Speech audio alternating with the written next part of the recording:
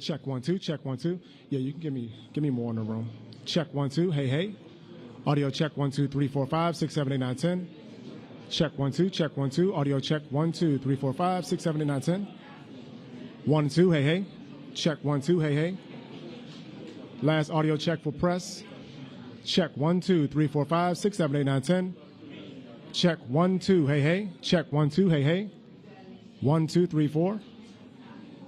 Have you given me more? Check 1 2 3 4 5 6 7 8 9 10. Yeah, please. Check 1 2. Hey hey. Check 1 2. Hey hey. Check 1 2 3 4 5 6 7 8 9 10. Let me know when you give me. Pull back some. You got a low tone, right? So wherever you're at right now, that's all you got. Check 1 2. Check 1 2. Check 1 2 3 4 5 6 7 8 9 10. Audio check. Does anyone else in the room needs audio checks? Anyone else? You guys are good on audio? All right.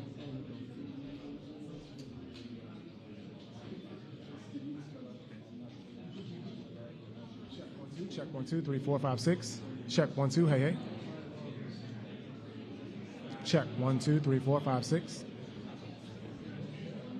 Check 1 2. Hey hey. Audio check 1 2 3 4 5 6 7 8 9 10.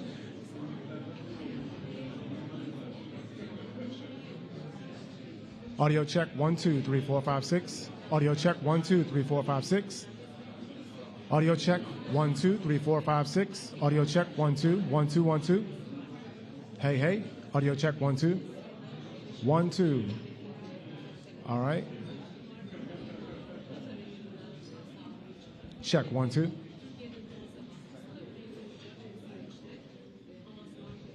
Last audio check. Check 1 2 3 4 5 6. 1 2 3 4 5 6. 1 2 3 4 5 6. Yep. Okay. 1 2. Hey hey. Audio check 1 2. Hey hey. Audio check 1 2. Hey hey. Check 1 2. Audio check from POTUS Podium. Audio check 1 2 3 4 5 6. Check 1 2 3 4 5 6. 1 2. Let me know when you're good to go. 1 2. Hey hey. Audio check 1 2. Hey hey. Check 1 2. Hey hey. Audio check 1 2 3 4 5 6. Check 1 2 1 2 1 2.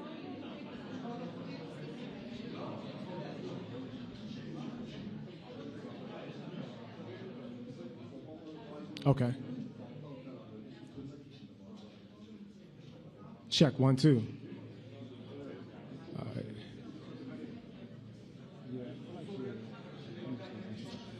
Check 1 2. Hey hey. Audio check 1 2 3 4 5 6 7 8 9 10. Check 1 2. Check 1 2 1 2. Hey hey hey hey. Yeah, that sounds good.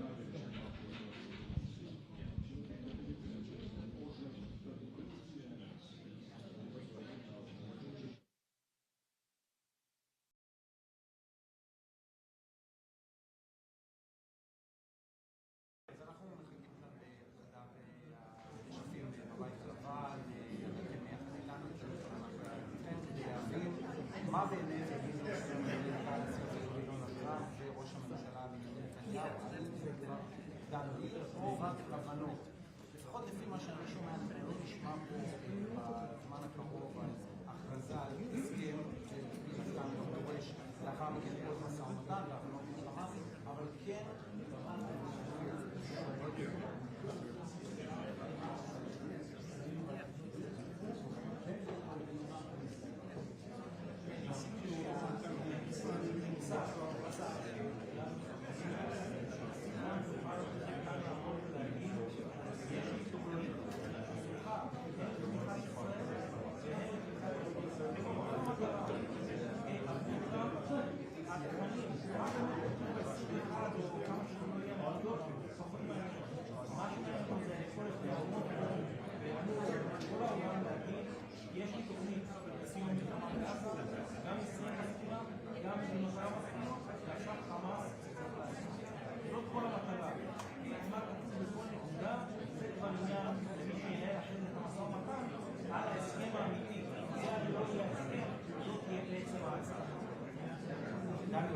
גם נקודה אחת שחשוב מאוד להדגיש בזמן שאנחנו ממתינים, דווקא כמה שכבר אני חושב שכולנו, גם אתה, גם ברן, כל מי שמתעסק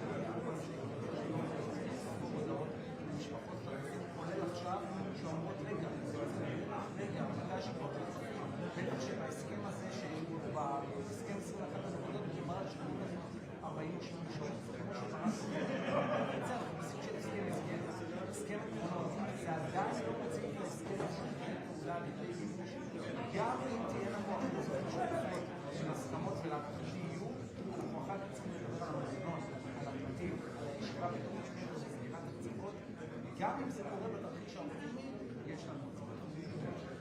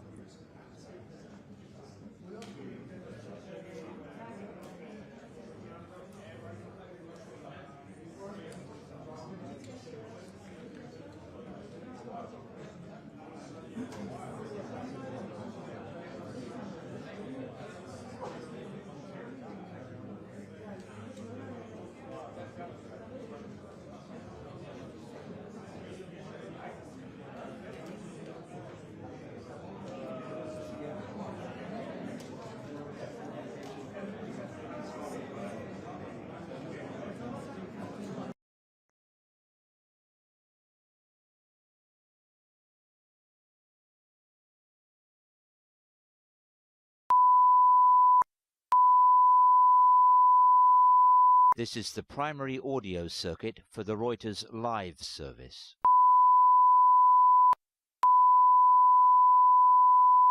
This is the primary audio circuit for the Reuters live service.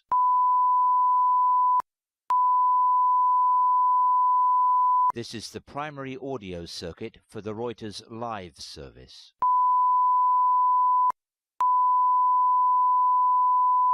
This is the primary audio circuit for the Reuters live service.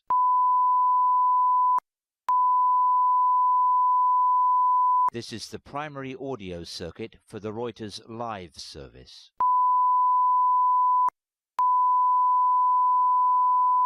This is the primary audio circuit for the Reuters live service.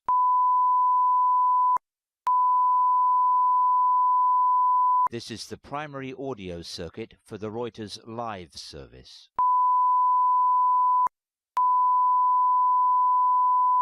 This is the primary audio circuit for the Reuters live service.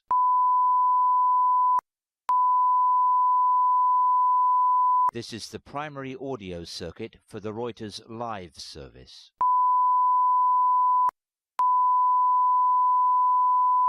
This is the primary audio circuit for the Reuters live service.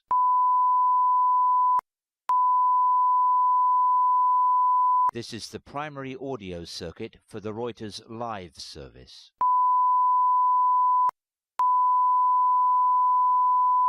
This is the primary audio circuit for the Reuters live service.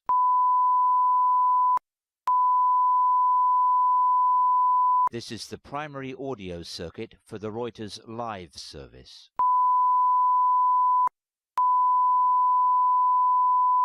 This is the primary audio circuit for the Reuters live service.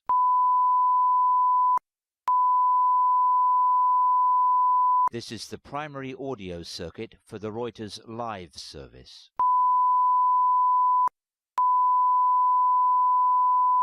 This is the primary audio circuit for the Reuters live service.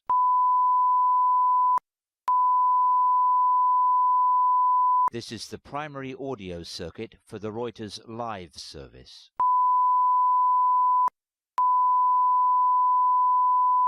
This is the primary audio circuit for the Reuters live service.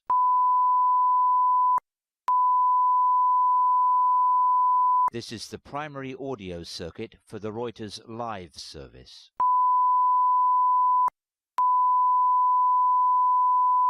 This is the primary audio circuit for the Reuters live service.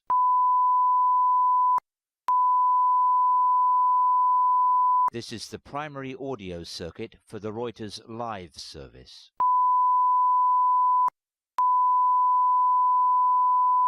This is the primary audio circuit for the Reuters live service.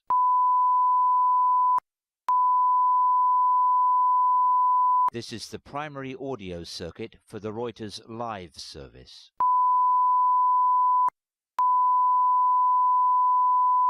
This is the primary audio.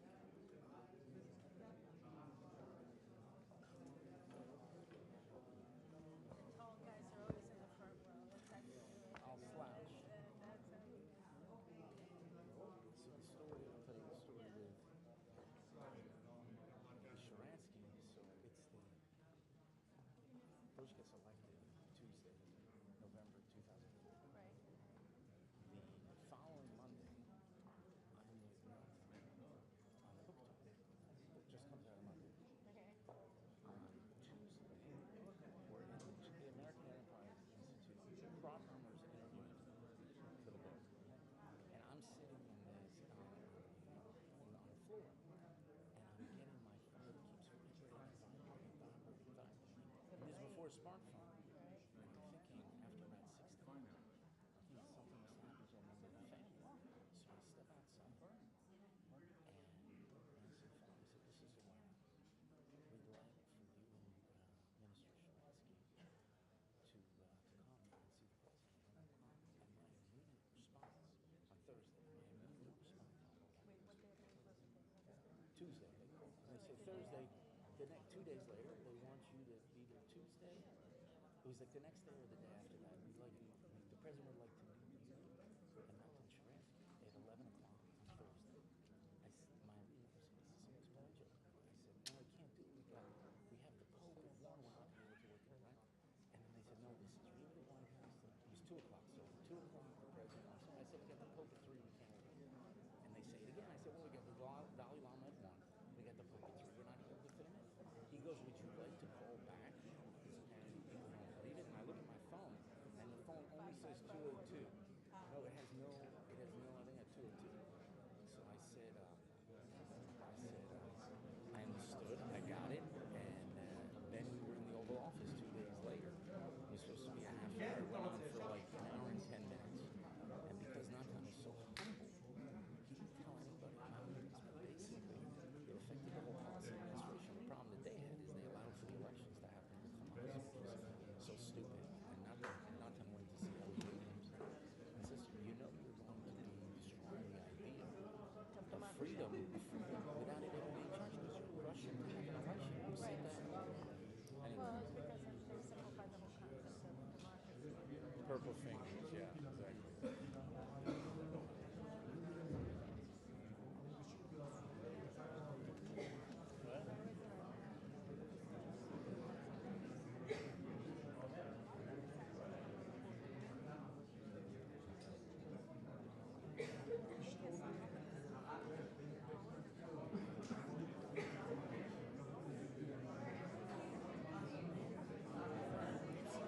That means he never met a right-wing reporter.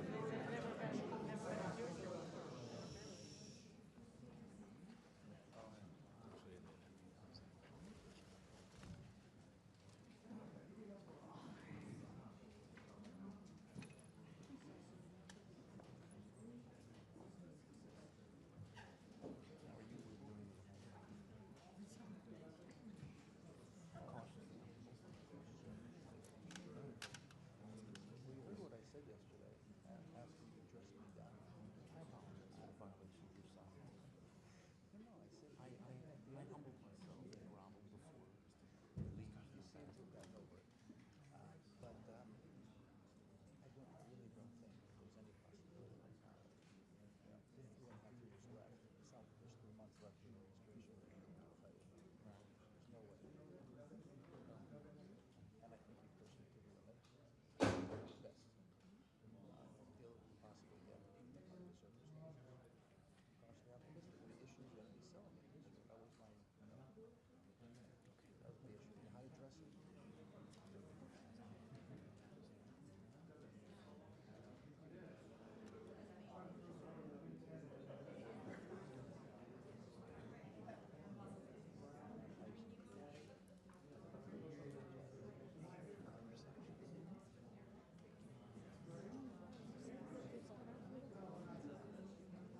No.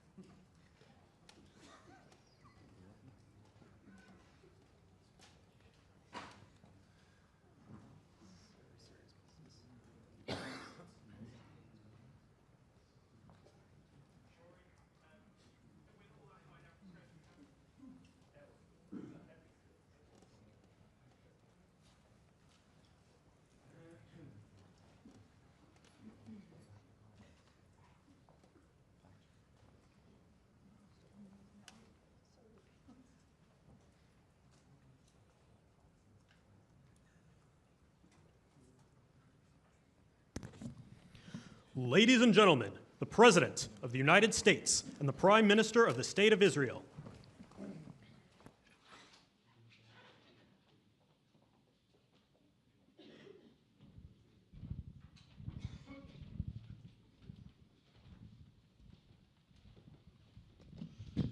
Thank you very much, everybody.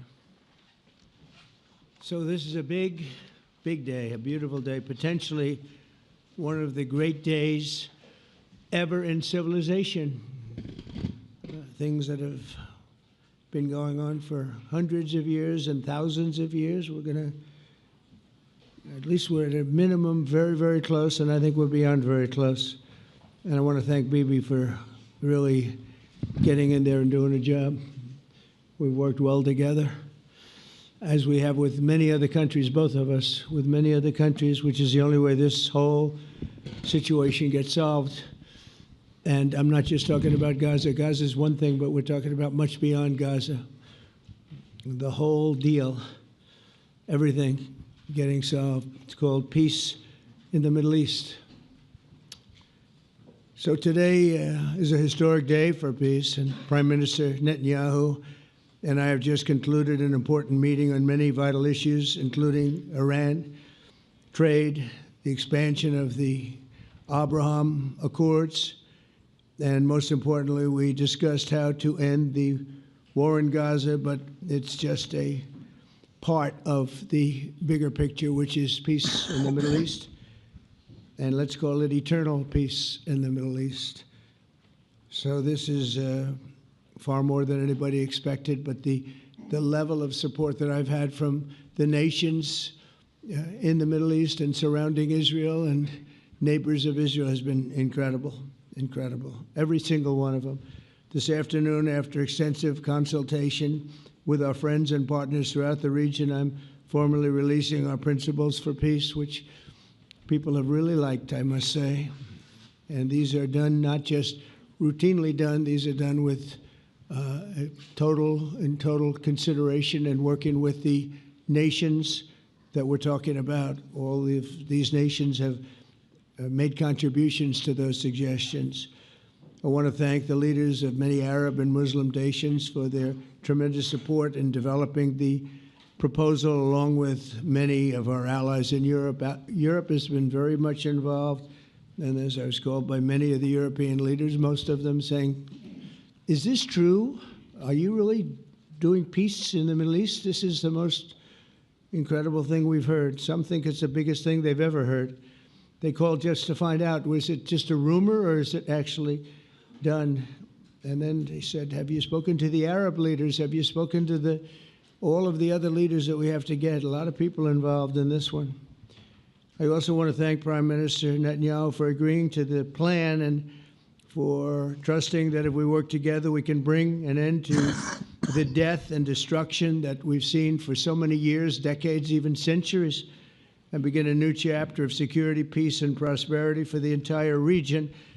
And I want to just say that my meetings and dialogue that we had with so many countries, Saudi Arabia as an example, the king is a phenomenal person.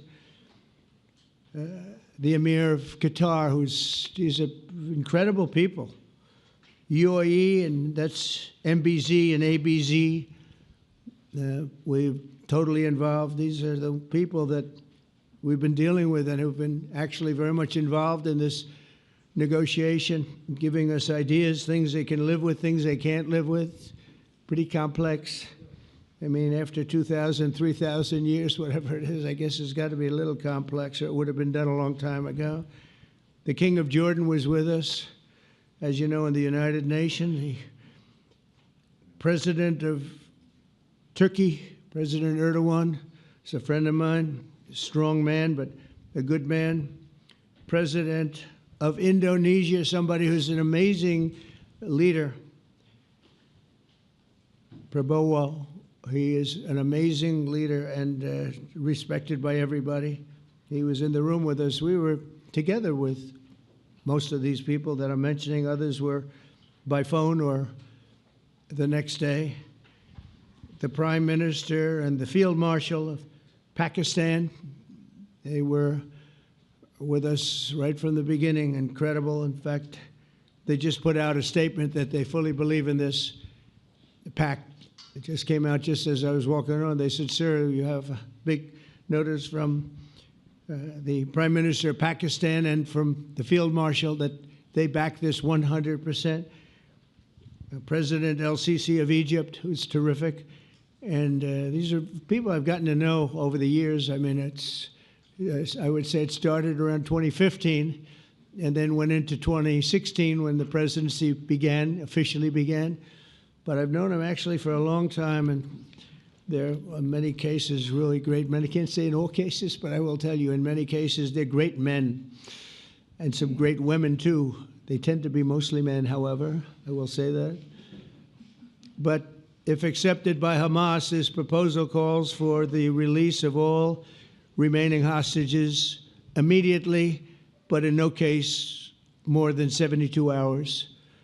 So the hostages are coming back, and I hate even saying this from the standpoint, doesn't sound right, but it is so important to the parents. The bodies of the young men, I believe in almost all cases, the young men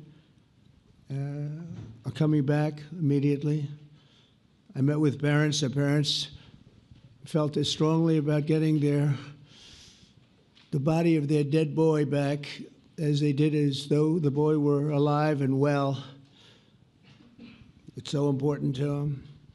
And it means the immediate end to the war itself, not just Gaza. It's the war itself. Under the plan, Arab and Muslim countries have committed, and in writing in many cases, but I actually would take their word for it. The people I mentioned, I'd take their word for it, to demilitarize Gaza, and that's quickly. Decommission the military capabilities of Hamas and all other terror organizations. Do that immediately. And we're relying on the countries that I named and others to deal with Hamas. And I'm hearing that Hamas wants to get this done too, and that's a good thing. And destroy all terror infrastructure, including the tunnels, weapons of production facilities. They have a lot of production facilities that we're destroying. They'll also help train local police forces in the areas that we're discussing right now, in particular in and around Gaza, working with the new transitional authority in Gaza. All parties will agree on a timeline for Israeli forces to withdraw in phases. They'll be withdrawing in phases. No more shooting, hopefully, as progress is made toward achieving these goals. Arab and Muslim nations need to be allowed the chance to fulfill these commitments of dealing with Hamas. They have to deal with them because they were the one group that we have not dealt with. I haven't dealt with them.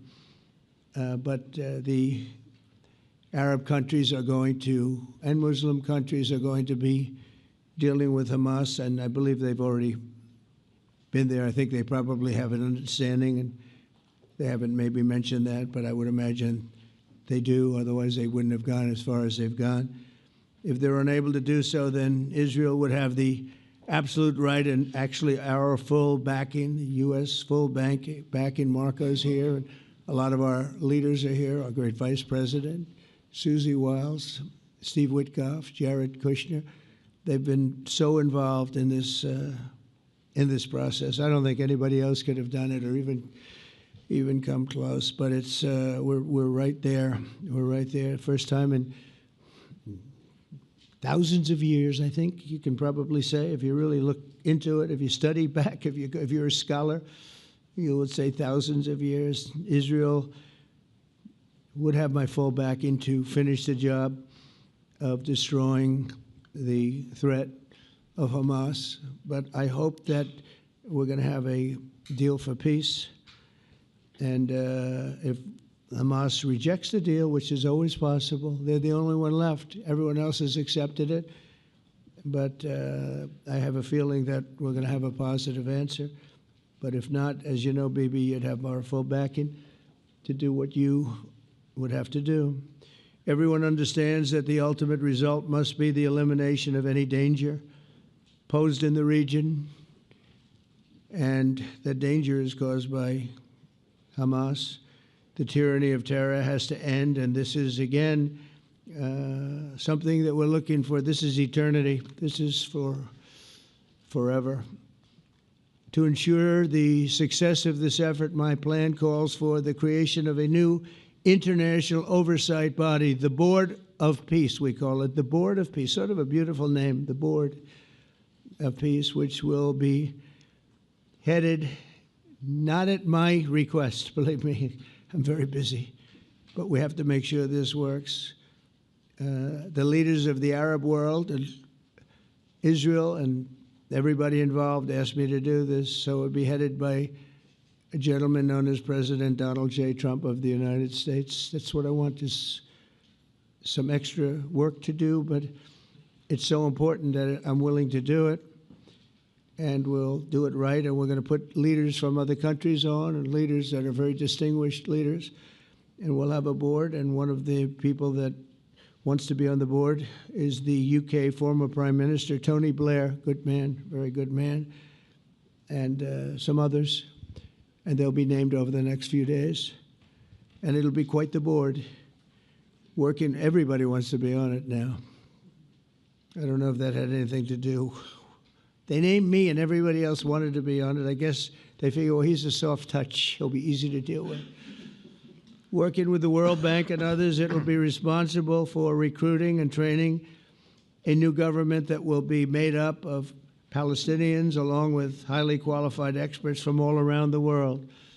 Hamas and other terrorist factions will play no role in the board, but they'll play no role in the governance of Gaza at all, directly or indirectly. As you know, thousands of Hamas leaders have been killed and soldiers have been killed. And we can never forget October 7th, but thousands have paid the price for that. And now it's time to get our hostages back and get back to trying to build something that's really great and very important. In our meeting today, Prime Minister Netanyahu was very clear about his opposition to a Palestinian state. And he continuously mentions October 7th, and I understand that. Most people do. And I understand and respect his position on many things, but what he's doing today is so good for Israel. I notice that they have large crowds gathering in Israel all the time, and they have my name up. They like me for whatever reason, maybe I don't know, but they do like me. But they say two things: please get the hostages back, and please end the war. They've had it. It's had it. So I think it's a very popular thing you do, because he's a warrior. He doesn't know about getting back to a normal way of life, but he is a warrior, and Israel's lucky to have him. But now the people want to get back to peace. They want to get back to normalization in a true sense. Several countries have foolishly recognized the Palestinian state. As you know, some of our European friends, allies, good people, but they're really, I think, doing that because they're very tired of what's going on for so many decades. They've been presidents and prime ministers for years, and during this time, having to do with the Middle East, all they're doing is talking about the same thing over and over. They want to see it get back. And nobody wants that more than me, or I believe Bibi too. But the people of Israel want it. They really want it. They want the hostages back. That includes the probably 32 bodies that we're talking about, 20 people that are living, 32 or so people that are dead, and they want to have peace. So let us not forget how we got here. Hamas was elected by the Palestinian people. Israel withdrew from Gaza thinking they would live in peace. Remember that a long time ago? They withdrew. They said, you take it. This is our contribution to peace. But that didn't work out. That didn't work out. It was the opposite of peace. They pulled away. They let them have it. And I never forgot that, because I said, that doesn't sound like a good deal to me. As a real estate person, I mean, they gave up the ocean, right? Ron, they gave up the ocean. They said, who would do this deal? And it still didn't work out. They were very generous, actually. And they gave up the most magnificent piece of land in many ways in the Middle East, and they said, all we want to do now is have peace, and that request was not honored. Instead of building a better life for the Palestinians, Hamas diverted resources to build over 400 miles of tunnels and terror infrastructure, rocket production facilities, and hid their military command posts and launch sites in hospitals, schools, and mosques. So if you want after them, you'd be after them, and you wouldn't even realize you ended up knocking out a hospital or a school or a mosque. A terrible thing, terrible, terrible way to have to fight. No fight is good, but that's a real bad one. So there are many Palestinians who wish to live in peace. Many, many, many. I've seen so many of them, and they have support. And I challenge the Palestinians to take responsibility for their destiny, because that's what we're giving them. We're giving them responsibility for their destiny, fully condemn and prohibit terrorism and earn their way to a brighter future. They don't want the life that they've had. They've had a rough life with Hamas. If the Palestinian Authority does not complete the reforms that I laid out in my vision for peace in 2020, they'll have only themselves to blame. We're giving them an amazing footprint, and they have amazing support from the leaders of the Arab world and the Muslim world, the great leaders. These are great leaders. These are unbelievable leaders that have built great countries and very wealthy countries.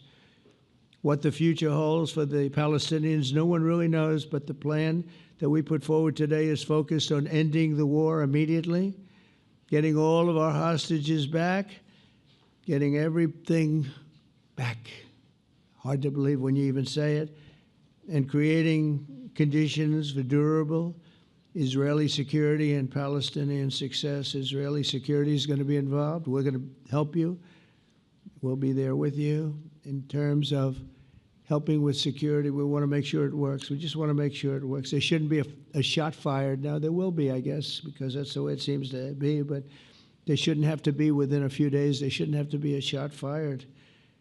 Maybe for eternity. Wouldn't that be nice? I hope it's true.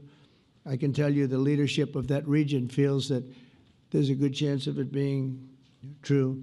So this will lead to this agreement that we're talking about will lead to a sustainable long-term peace. No president in history has been a greater friend of the state of Israel than I have, in addition to negotiating the Abraham Accords. I like to say it that way because the real people, that's what they call Abraham. I would say Abraham, but it's so much nicer when you say Abraham. So much more elegant. But the Abraham Accords are amazing. Jared, you did that along with your group of geniuses, and nobody thought that could be done. We have 4 countries, and Sleepy Joe Biden didn't do a thing. He didn't even know what the hell they were. He should have had them fold up. But I think this will also lead to packing them. And who knows, maybe even Iran can get in there. I hope, we hope we're going to be able to get along with Iran. I think they're going to be open to it. I really believe that. But they could be a member. I long ago said, I'll bet you at some point Iran will be a member of the Accords. And little did I realize it was going to take this turn. That was some turn we did with the B-2s. But I think they might very well be there because it's a great thing for them economically. I recognize the eternal capital of Israel. I opened the American embassy in Jerusalem. That was something that everyone said would never be done, could never be done.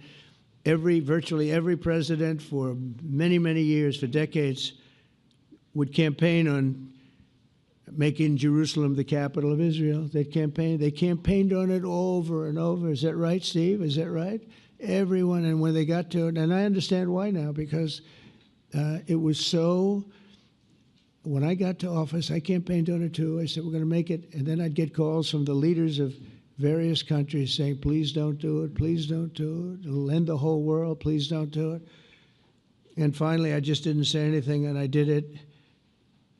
People were calling me before I did it because I heard I was going to do it, and leaders of countries were calling me, and I think it was on a Thursday that I did it, and they'd call me Monday, Tuesday, Wednesday, 3-4 times a day, and I said, tell them I'll call them back on Friday. And I announced it on Thursday, and I called them back, the biggest people in the world, and they said, "You've done it." I said, "Done what?" "You've made the capital of Israel, Jerusalem, and we wanted to talk yet. I wish you called me a little sooner. Maybe I could have done something about." So that was a lot easier than getting into an argument, because I knew what they were calling about. And you know what? It turned out to be amazing.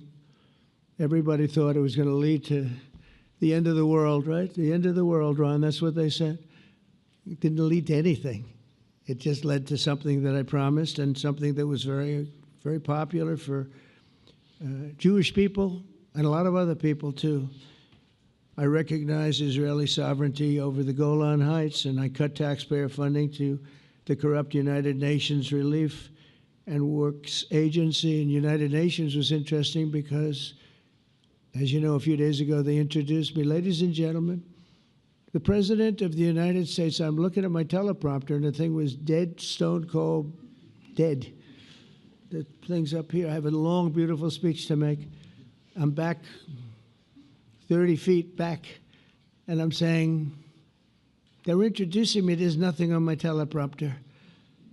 So, but I made a speech. I actually got good marks. You think Biden could have done that? I don't think so. I don't think he could have done that. I don't think too many people could have done it. But actually, it was actually more of a speech from my heart, if you want to know the truth. I think it was maybe better in certain ways because it was from the heart. It has to be from the heart, otherwise you're in big trouble.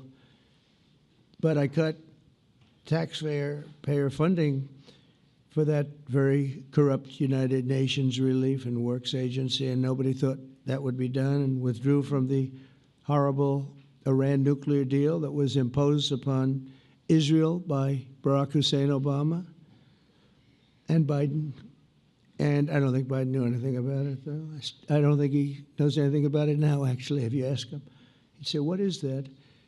And we obliterated Iran's nuclear enrichment capacity, making it impossible for them to have a nuclear weapon, which they would have had probably in about 2 months from that.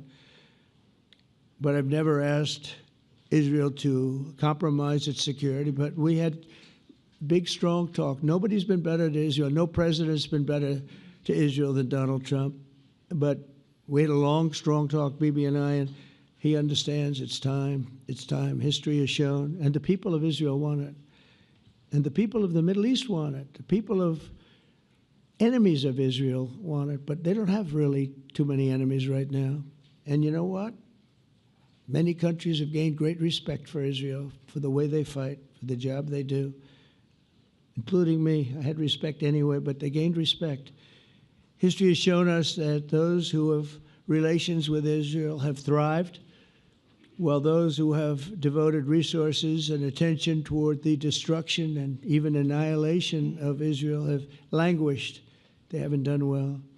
Israel is not going anywhere. They're going to coexist with other people and countries in the region, from Syria to Lebanon to Saudi Arabia. The promise of a new Middle East is so clearly within our reach. This is the closest we've ever come to real peace, not fake peace, not political fool's peace.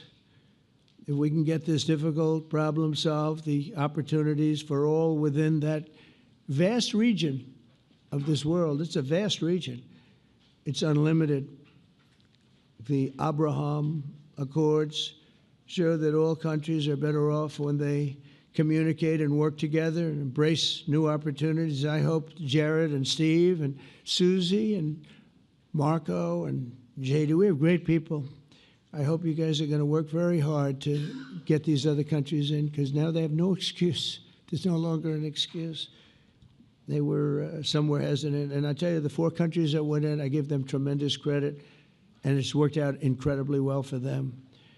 In the same spirit, I'm pleased to report that earlier today we took another important step toward greater understanding in the region. A short time ago, we had a historic phone call in the Oval Office with Prime Minister Tani, who's really a great, great person.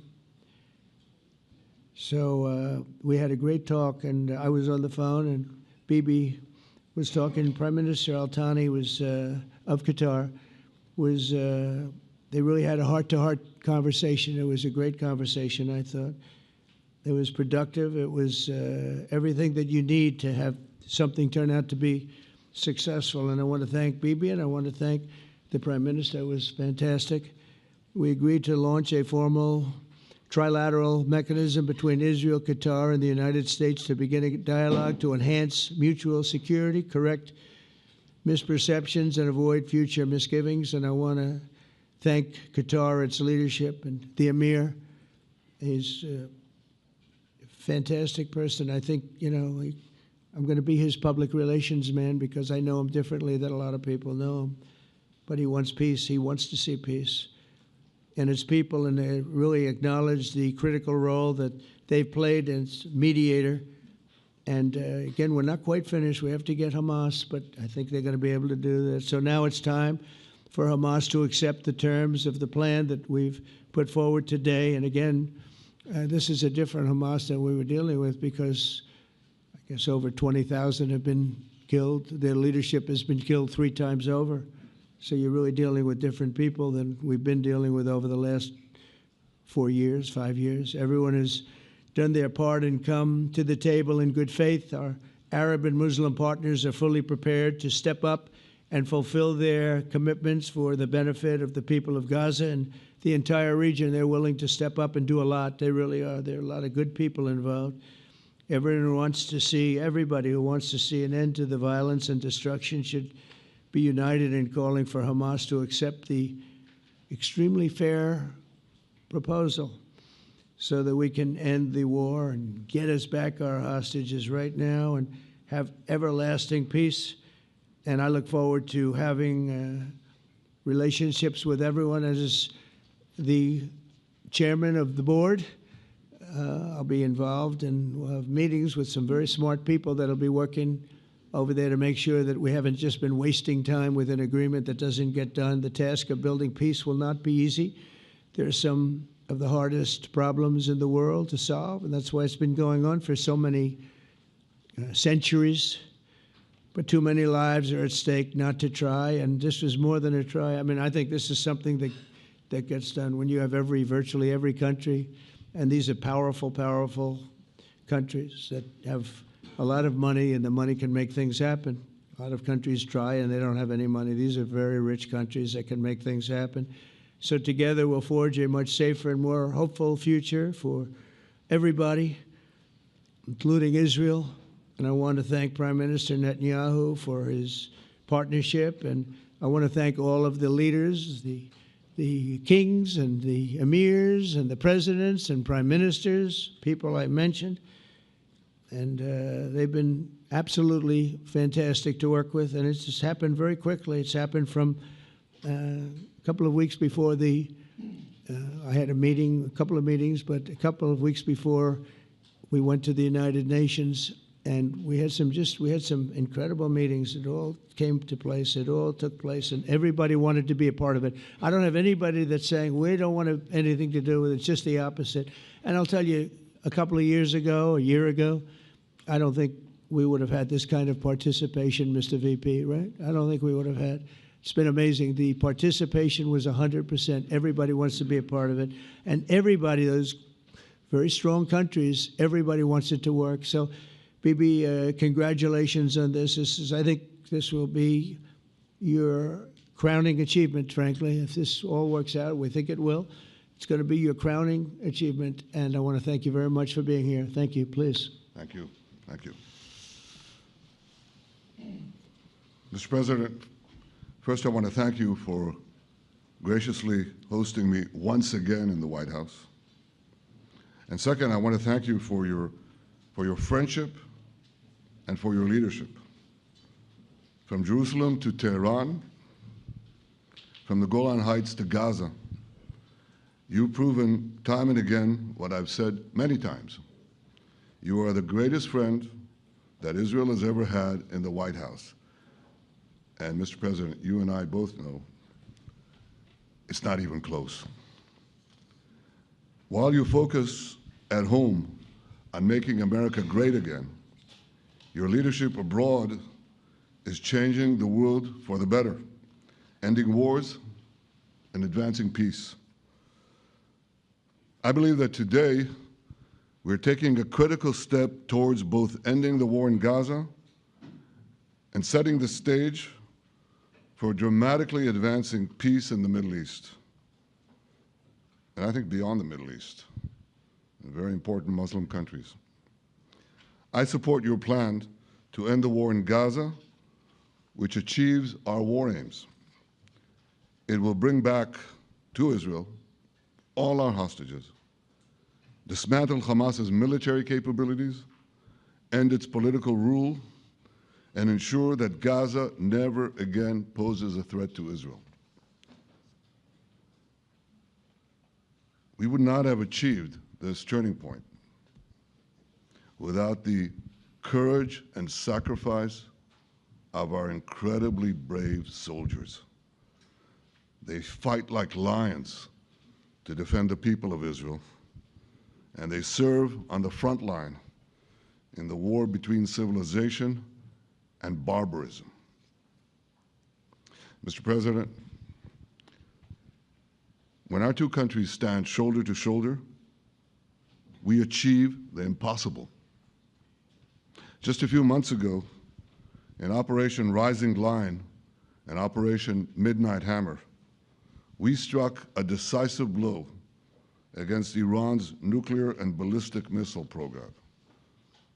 Your bold decision to send those B-2s made the region safer and the world safer. Now, under your leadership, we're taking the next step to win the war and expand the peace. Your plan is consistent with the 5 principles my government set for the end of the war and the day after Hamas. Everybody asks, what is your plan for the day after Hamas? Here's our plan. Passed it in the cabinet. All our hostages, both those who are alive and those who died, all of them will return home immediately. Hamas will be disarmed. Gaza will be demilitarized. Israel will retain security responsibility, including a security perimeter for the foreseeable future. And lastly, Gaza will have a peaceful civilian administration that is run neither by Hamas nor by the Palestinian Authority. If Hamas agrees to your plan, Mr. President, the first step will be a modest withdrawal, followed by the release of all our hostages within 72 hours. The next step will be the establishment of an international body charged with fully disarming Hamas and demilitarizing Gaza. I appreciate your willingness to lead the body, Mr. President. I really appreciate it because you have a lot of things to do, and this is important. And it reflects the confidence that this will give everyone, that things will be followed up on all the commitments made. The fact that you're taking this on, I think, helps a lot to make sure that everything flows in the direction that we want. Now, if this international body succeeds, we will have permanently ended the war. Israel will conduct further withdrawals linked to the extent of disarmament and demilitarization, but will remain in the security perimeter for the foreseeable future. I think we should understand that we're giving everybody a chance to have this done peacefully, something that will achieve all our war objectives without any further bloodshed. But if Hamas rejects your plan, Mr. President, or if they supposedly accept it and then basically do everything to counter it, then Israel will finish the job by itself. This can be done the easy way, or it can be done the hard way, but it will be done. We prefer the easy way, but it has to be done. All these goals must be achieved because we didn't fight this horrible fight, sacrifice the finest of our young men to have Hamas stay in Gaza and threaten us again and again and again with these horrific massacres. Mr. President, I was encouraged by your clear statement at the UN against the recognition of a Palestinian state. That would be an outcome that, after October 7th, would reward terrorism, undermine security, and endanger Israel's very existence. As for the Palestinian Authority, I appreciate your firm position that the PA can have no role whatsoever in Gaza without undergoing a radical and genuine transformation.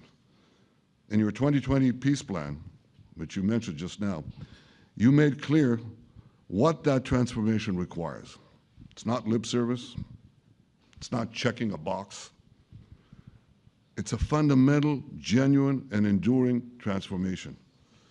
And that means ending pay to slay, changing the poisonous textbooks that teach hatred to Jews, to Palestinian children, stopping incitement in the media, ending lawfare against Israel at the ICC, the ICJ, recognizing the Jewish state, and many, many other reforms. It won't come as a surprise to you that the vast majority of Israelis have no faith that the PA Leopard will change its spots. But rather than wait for this miraculous transformation, your plan provides a practical and realistic path forward for Gaza in the coming years, in which Gaza will be administered neither by Hamas nor the Palestinian Authority, but by those committed to a genuine peace with Israel. I think this can be not only a new beginning for Gaza, I think it can be a new beginning for the entire region. Under your leadership, we can re-energize, well, I've got to contribute my own, we can re-energize the Abraham Accords. That's what it's called in the original Hebrew, Abraham. Abraham is fine, Abraham, however you want to call it. Under your leadership, Mr. President, we can re-energize the Abraham Accords that we forged 5 years ago. We can expand them to many more Arab and Muslim nations that choose moderation over extremism. I think there's an opportunity here. It's not going to be easy, it's tough going, but I think if we succeed, you're absolutely right. We're going to open possibilities that nobody even dreamed of. But I think we dream of them. As you've told me, Mr. President, and you've told the world many, many times, you said, remember October 7th. Remember October 7th. And we do. We will never forget the horrors of October 7th, and we will do whatever is necessary to make sure they don't happen again. Since October 7th, Israel's enemies have learned a hard truth. Those who attack us pay a heavy price, but those who partner with us advance progress and security for their peoples. President Trump just said it. It's also in the Bible. It says, those who will bless you will be blessed, and those who will curse you will be cursed. And that's actually what is happening. We want the blessings. I think we've done a lot in the past 2 years to end the curse. We're not finished, but we've done a lot. And we've done a lot together to end the curse. I want to thank your entire team for their efforts to get to this point. I especially want to thank Steve Witkoff and Jared Kushner for their indefatigable work to bring Israel and Arab states in the region closer together. I am deeply grateful to both of them for their work. We had a phone call today just to make it clear. I said to the Prime Minister of Qatar, Israel was targeting terrorists, wasn't targeting Qatar. And of course, we regretted the loss of the Qatari citizen, wasn't our target. And I very much appreciate President Trump's proposal to have a trilateral body, the United States, Israel, and Qatar, to work out respective grievances. There are quite a few. But if we could try to mitigate them or put it on a different footing, I think that'll be good for everyone. Above all the people, the fine team, and many helpers who've done this, I want to thank you, Mr. President. History has already shown that under your leadership, Israel and America can change the face of the Middle East. And today I'm hopeful that your plan to end the war in Gaza will do so again and do so soon. It will free our hostages end Hamas's tyranny in Gaza, and enable a more secure and prosperous future for the peoples of our region. Thank you, Mr. President. May God bless America. May God bless Israel. May God bless the indispensable alliance between our countries. And may I add in Hebrew, G'mal Chatima Tova, may we all be inscribed in the book of life. Thank you. Thank you very much, Bibi. So I think while we wait for these documents to be signed and get everybody in line, I think it maybe is not really appropriate to take questions. I'm meeting with, as you know, a couple of Democrats in a little while about the country, about keeping our country open. They're going to have to do some things because their ideas are not very good ones. They're very bad for our country. So we'll see how that works out. But this is something that was really historic today. This was something that was amazing. I think, Bibi, I mean, depending on you, I think while we're waiting for signatures and waiting for approvals from a lot of different countries that are involved in this, we probably shouldn't take questions? Or would you like to take a question or two from perhaps a friendly Israeli reporter, if there's such a thing? That's a very, very tough proposition. But I would think, Mr. President, that I would go by your instinct that this is, we'll have enough time for questions. Let's settle the issue first, I think. No. Thank you very much, everybody. Thank you.